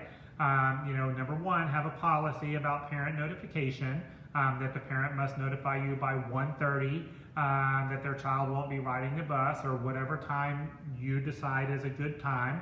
And if they fail to notify you, hit them hard, all right? $35 fee per occurrence. Don't do this little $5. $5 is nothing, all right? I'll just give up Starbucks today. Hit them hard, all right? They pay $35 a couple of times, they're gonna call you, all right? Because when you forget to call me and tell me your kid is absent or they're not riding the bus today, that means I got a whole bus full of kids sitting at that elementary school waiting, because my bus isn't leaving until those kids are accounted for, all right? So of course your policy is usually to check with the attendance clerk at the elementary school. Was the child present today? Did they go home early? Of course, contact your program immediately to let them know that you are missing a child so that the program can start contacting the parent. You have your emergency binder also in that vehicle with parent contact information so that you can reach out to the parent if needed as well. Bottom line is that your bus drivers don't leave that elementary school until that child is accounted for. And y'all, I'm just gonna say it. Don't take other people's word for it, all right? If some random public school teacher comes to your bus and goes, oh yeah, Scott left early today, okay? Don't take their word for it. I need to verify that, okay? Thank you for that information. I still need to verify it, all right? They're just trying to get you out of their line, okay? But there you go. We don't want a situation where a child is left at an elementary school or possibly decided to take it upon themselves to walk home and you just took off. All right, there you go. Now, if a child is left out on your playground or left in a classroom unsupervised, that is something that is reportable to child care licensing. It is something that is reportable to the parent. You're going to have policies and processes on this. Obviously, the employee that is responsible for that child needs to be disciplined appropriately. We talked about this a couple of webinars ago. However you handle that situation has to be done in a consistent manner. So no matter who the adult is, no matter who the child is, needs to be handled in a consistent manner. You can't discipline one without disciplining the other one, a couple of weeks later. The goal here is to have good processes in place to prevent this from happening. But if it does happen, it is a reportable significant event. All right, and there you go. Now we talked about student accidents, both on premises and on the vehicle. That is something that needs to be reported to child care licensing within 48 hours if treatment is required by a medical professional or the child is hospitalized. Now, if a child dies in your program, you do not have 48 hours to report that. If a child dies in your program, that must be reported to child care licensing as soon as possible, immediately, all right? Now, again, on this one, don't say that's not gonna happen to me, all right? Like I said at the beginning of today's workshop, bad things happen to good people, all right? And especially right now with sudden infant death syndrome, the numbers of children dying of sudden infant death syndrome is increasing year after year. Not only is the number of children that are dying of SIDS increasing, but the age range of children is getting higher. Sudden infant death syndrome is typically common in males. It is now starting to happen more in females, all right? So, the risk that we have of a child dying of SIDS in our program is getting bigger and bigger. Now, a lot of people ask me, why? Why is this happening more and more? Well, we don't know. That's what sudden infant death syndrome is. It's an unexplained death. If they had an explanation, it would be diagnosed as something else. But because it's unexplained, that's where SIDS comes from. But it is something that we're seeing more and more of right there. All right. Now, the next item that I had on my agenda, y'all are experts at this now. Health-related concerns, all right? What to do when you have an employee or a child that is diagnosed with an infectious disease, all right? And normally, an infectious disease would be something that we would handle as a significant event and should still be handled as a significant event, all right? Now, of course, with COVID and the pandemic, we're dealing with this, unfortunately, a lot right now. And I have talked to so many of you, over the last year about health-related significant event issues. It is what it is. But let's pretend for a moment we are not in a pandemic, that we have not experienced this for the past year, and we're doing a significant event training about health-related concerns, and you're brand new to this, okay? So basically, with a health-related concern, this is something that is reported to child care licensing. This is something that is reported to your local health department, all right? Again, you've got privacy laws that are in place, all right? Meaning an individual's medical information cannot be made public, okay? Individuals' medical information must remain private. So you can't disclose personal medical information to the other families, the employees, other individuals involved in your program. Health-related concerns, as it pertains to significant events, this is one of those policies that is on a need-to-know basis only, all right? Only the people that need to know are given this information, and it's given in a very private and confidential manner, all right? So, this is where, when we're talking about handling significant events, you're going to make sure you have very detailed policies on universal precautions, okay? Again, going back to your compliance finder that we've mentioned earlier, you want to make sure that your employees are properly trained every year on universal precautions, that they are properly trained on handling, storing, and disposing of hazardous waste, that they are properly trained on bloodborne pathogens, okay? And part of all of that, you're going to include an exposure plan. And your exposure plan is basically going to outline what do you do in health-related significant events, all right? Now, first thing you're going to do when you get a diagnosis, either by an employee or a child, and get the diagnosis in writing from the healthcare professional, all right? That's step number one that's very important. You're going to contact your local health department, and you're going to follow the guidance of your local health department. Health-related concerns are all handled on a case-by-case basis. There's a lot of factors that they're going to look at in this situation. They're going to look at what is the health-related concern. Are there other cases in your area similar to this? What is the risk of the case? How many people have this person come into contact with? What is the length of time since contact? And then based on all of that information, they're going to formulate a plan for you. And you're going to initiate and follow that plan.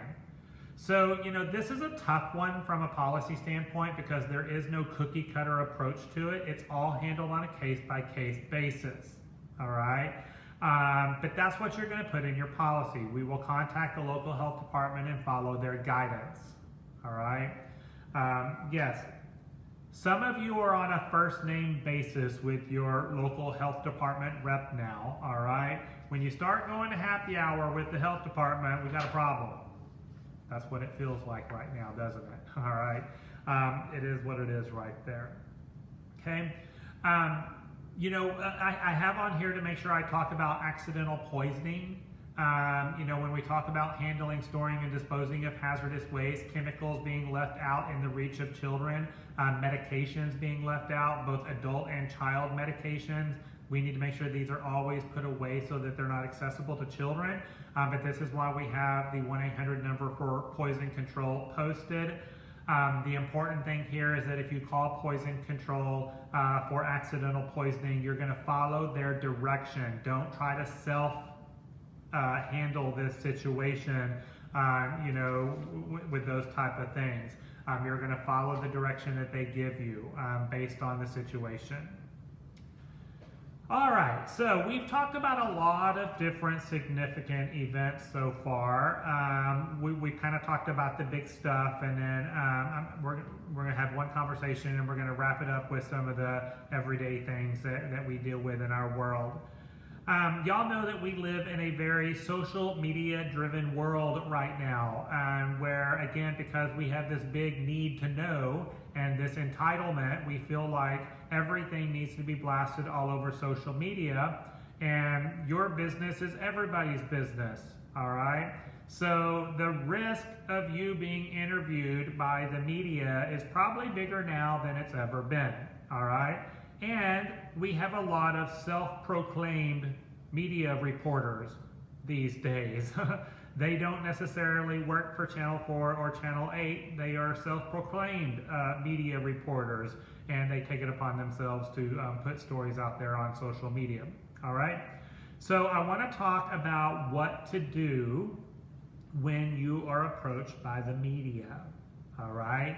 Now, this needs to be in your policy manual, y'all. This is so important that this needs to be in your policy manual, that your employees are trained, that if they are ever approached by the media, what they say, okay?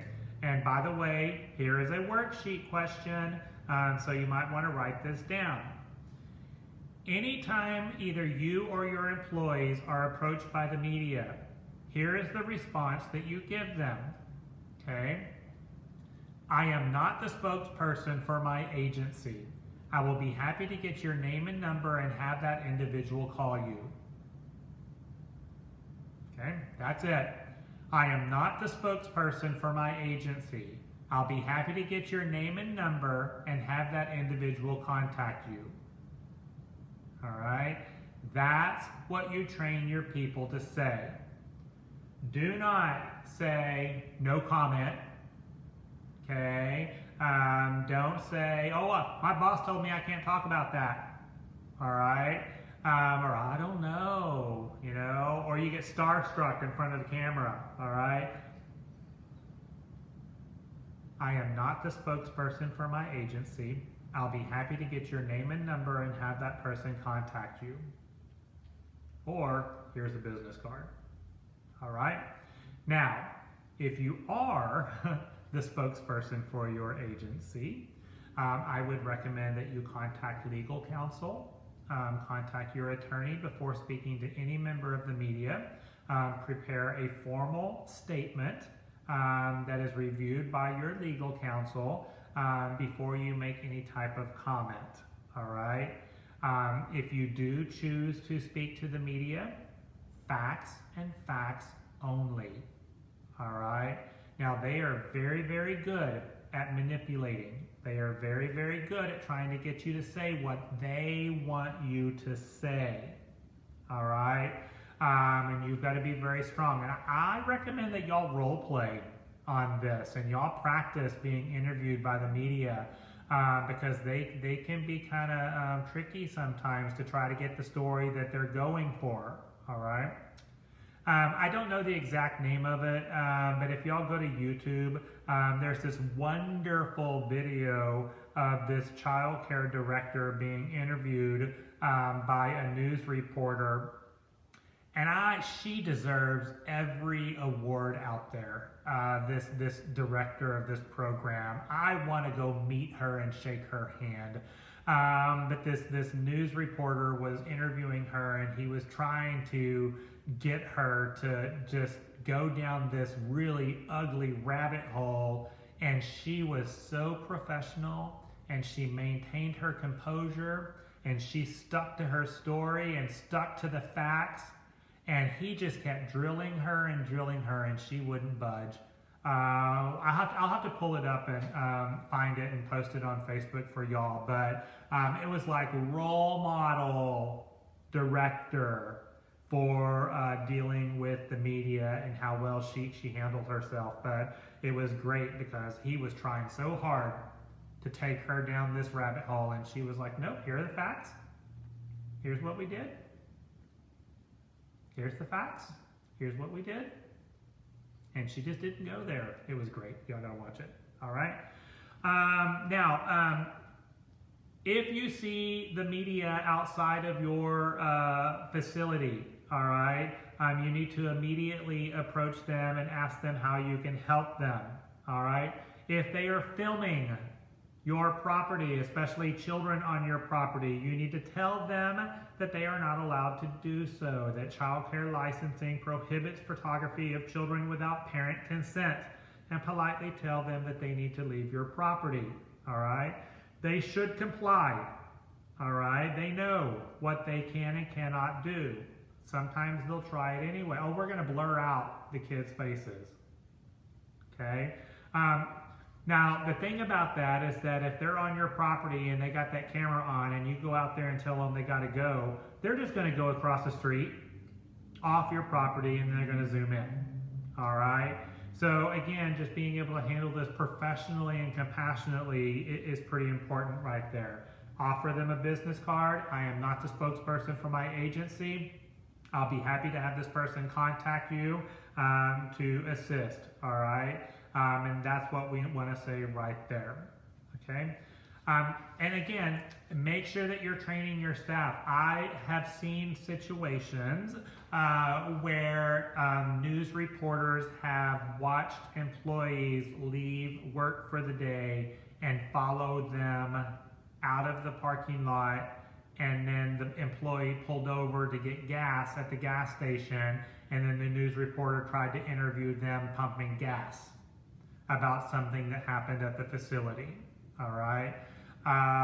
So, you know, I've seen that before where they followed them and then tried to interview them. So make sure that they're properly trained. Obviously, when we talk about significant events, when you're creating your emergency preparedness plan, you want to make sure that you not only cover all of these important topics that we have talked about today: student accident, employee accident, child-on-child exploratory play, employees being accused of abuse.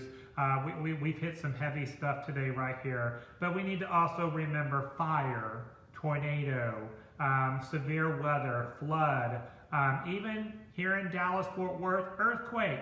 Now, we haven't had one in a while, but we went through that period of time where we were having all these earthquakes here in Dallas. How many of you have a policy on earthquakes?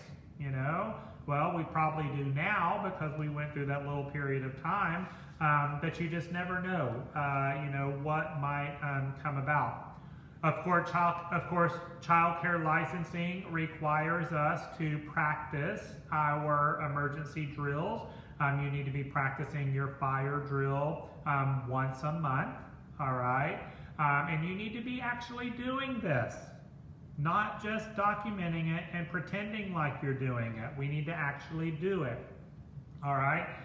Practice your primary exits. Practice your secondary exits, get some boxes and block your primary exits and then do your fire drill. All right, test your staff. Do they know the secondary exits? All right.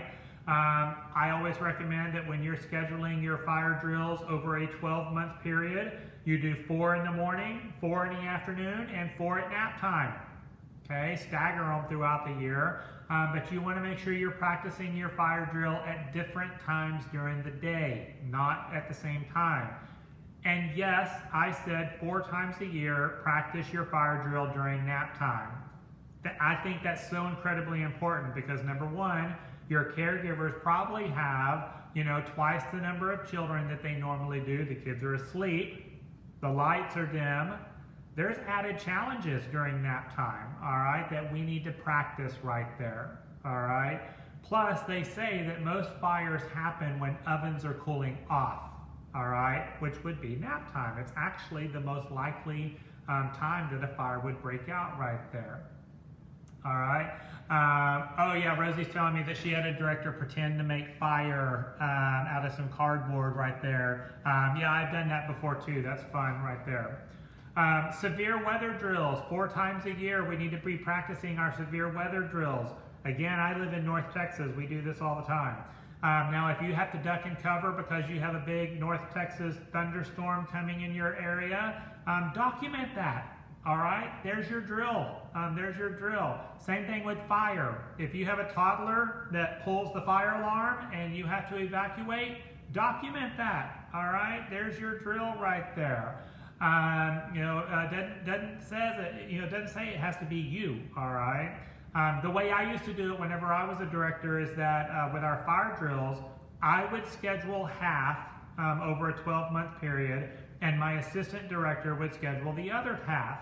And we wouldn't tell each other, okay? Because even as the leader, we need to be drilled also on what to do when that alarm goes off. Again, when you have your fire drill, when you have your severe weather drill, your emergency binder goes with you. So have your emergency binder with enrollment paperwork and emergency medical information, and this goes out with you.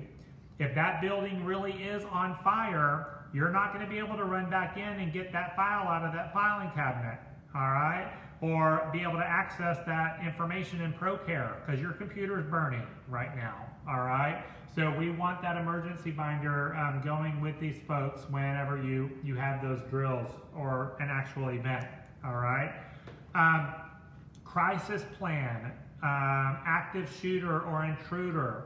Now this is one. You know, when you have your emergency evacuation relocation plans, you're going to have your route, your primary and your secondary route on where you go for a fire. You're going to have your little circles on where you go for severe weather. You're going to have your indicators of where fire extinguishers are located. But as far as where you go in a lockdown, that does not go on this, all right? You're not going to put on your evacuation routes where you go in the event of a lockdown. Y'all, I see this all the time when I walk into programs, okay? That needs to be discreet. If I sit there and I post like, the little, on this one, the green boxes is where they go in severe weather. There's an orange box. What's the orange box for? Oh, that's where we go when we have a lockdown. You just told the intruder where everyone is hiding, all right? So that part you need to keep discreet right there, all right? So make sure your emergency evacuation relocation plans are posted in every room that children have access to throughout your building. Make sure you review this with your people monthly, all right? This is not something that just goes up on the wall for compliance reasons and then we forget about it. This is a very, very critical document when it comes to handling your significant events, all right? Another reason why I mentioned earlier that I recommend that you invite your local first responders to come to your building and walk your premises. Have your local first responders review your emergency relocation plans, all right? And ask them for feedback. I've had it almost every time, actually, now that I'm talking about it. Anytime I've invited a first responder to come walk my building and give me feedback, they always go, do you mind if I take a copy of that? That would be great, all right? And share it with them. I honestly cannot believe that it's not required that we share our emergency preparedness plan with first responders. To me, that makes sense. That if I were to have a significant event at my school and I have to call 911, the first responders are going to show up. They need to know my plan. Am I the only one that makes so much sense? So that they can help take care of our kids right there. Of course, part of your emergency preparedness plan is where you take your children in the event of an evacuation. So I always recommend that you have at least 2 safe havens, one that is close by your school and another one that is at least 15 miles away. All right. So if you have to evacuate your building, all right, if I'm having to evacuate due to a gas leak in the area, the library across the street from me is probably also evacuating. So we don't want that to be our safe haven, all right? If I have to evacuate due to a chemical spill, I'm probably gonna need to go 10 or 15 miles away, all right? So you're gonna have one safe haven that's kind of close by, one safe haven that's a little bit further away right there as well. And then of course this needs to be shared with parents so that parents know where to relocate with their children, where to reunite with their children right there, all right? So yeah, Dawn is saying, hi Dawn, by the way, whenever you do have volunteers and EMS people right there, sometimes that can be hard because it may not be the consistent people that are responding to those emergencies, but at least they'll have the knowledge and the information at that office or that fire station or whatever is serving your particular school. We have found that to be helpful. In my area, we have the same people, all the time. So we know our firemen and everything by name because they've all been there forever, right there. All right, great. So we've talked about our significant event file. We've talked about our significant event journal. These are very, very critical documents in handling your significant events. They are very sensitive documents that you're going to keep confidential in a very secured location. I want you to remember that, basically, a parent has until the child turns 21 to come back and sue you or press charges against you, and especially when we're talking about significant events. That's a long time to have to remember how exactly did I handle that situation, or what exactly did I do, or who all was involved in a particular situation. It doesn't mean that you have a significant event that, it's gonna all be investigated and settled within the next couple of months. This could go on for years, and it can come back up years down the road, I was just talking to my class last week. I was telling them that, I used to be a district manager for a very large child care organization here in Texas. And back when I was a district manager in 2003, all right, we had a child cut her finger off in a classroom. Now that was 2003. She was 3 years old when it happened. They were not able to sew that finger back on. I know that there was an insurance claim. I don't know any of the details behind it, nor do I want to. But I think about that little girl a lot right now, because how old is she now? She's 21. She's an adult. All right. So, could that case come back up? Yeah, possibly. And this is the finger she cut off. What's so special about this finger right here? It's her wedding ring finger. That poor girl can never wear a wedding ring. All right. Over an incident that happened in 2003. All right. So you just never know. But with all of these tools that I have provided you today and resources between your significant event journal, your files, all right, if you have something that comes up years down the road, you're not digging, crawling around in an attic, digging through boxes, trying to put it all together. All right. You're gonna have everything you need right there. Boom. All right. So that was a lot of heavy information today. A lot of really heavy information. I've noticed throughout the webinar today that we've had a lot of people join late that had jumped on here kind of towards the end. Please remember that you can always go back and watch any of our webinars, not just the one today. They are available on Facebook if you just click the video tab. They're also all posted on my website, timthetrainer.com.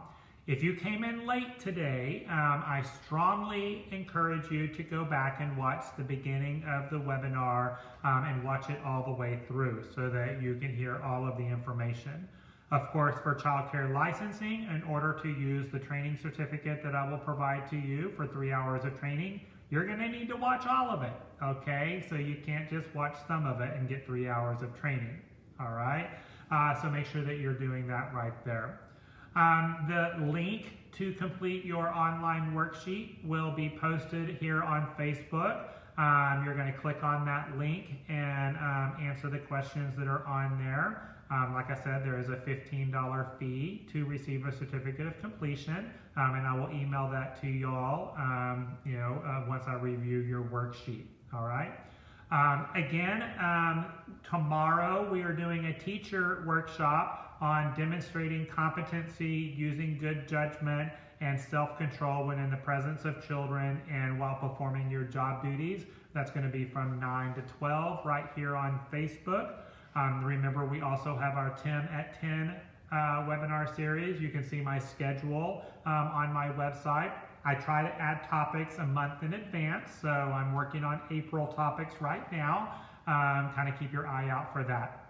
Otherwise, that's all the material that I have to go over with you today. I hope that this was helpful.